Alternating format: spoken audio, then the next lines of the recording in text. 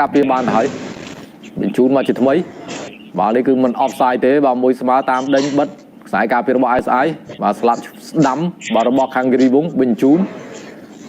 អត់បានល្អទេបាទឆាបបានទៅហើយប៉ុន្តែត្រង់នេះមកជើងចូលបានមួយគ្រាប់ទៅហើយបាទទីណាបាល់ឆាបនេះបាទគឺមិនទុកយូរទេបាញ់មួយជើងប៉ោងសំណាញ់ទីតែម្ដងបាទទៅលើខាងក្រុមបាល់ទាត់ ISI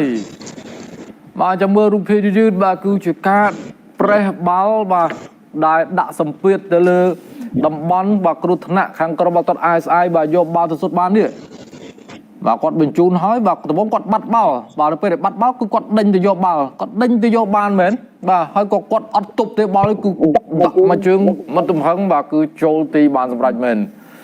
បាទកាឡាកូលី39បាទហេងទីណាបាទសុទ្ធមួយគ្រាប់បាទឲ្យគិរីវងដែលជាម្ចាស់ផ្ទះនាំមុខ1-0បាទទៅលើ ISI នឹងកោសាន់ជ័យបាទខាឡាខេនលីមប៊ូឲ្យមកសុនថាវីស៊ីវ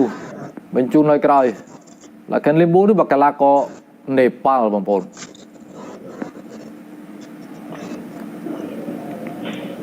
បាទបញ្ជូន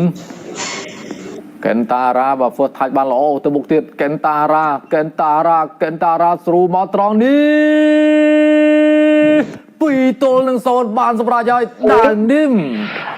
បាទការបញ្ជូនមកពីកេនតារ៉ាបាទប្រជែងជាមួយនឹងហ្សាមូរ៉ាតែហ្សាមូរ៉ាមិនអាចបង្អាក់ដំណើរគាត់បានទេបាទគាត់បញ្ជូនបន្តទៅឲ្យដាល់នីមបាទទាត់សម្រេចបាទ2-0បាទនាំមុខទៅលើ ISIនឹងកោសាន់ជ័យបាទដូចបានជម្រាបជូនអញ្ចឹង ISI គាត់បុកពេកបាទបុកពេកទុកកម្លាំងជើងក្រោមស្ដួយស្ដាងអញ្ចឹងនៅពេលដែលបាល់គិរីវងមកបាទនេះពីរនាក់គាត់ធ្វើស៊ីបានដាវនេះបាទពេនប៉ះដៃដាក់ចាំទីដែរហើយទៅអាឡាតមកជុំទៀតបាទក្បាច់អបអសាទរក្របបាល់របស់គាត់2-0បាទសុទ្ធឲ្យគិរីវងបាទនាំមុខបាទទៅលើ ISI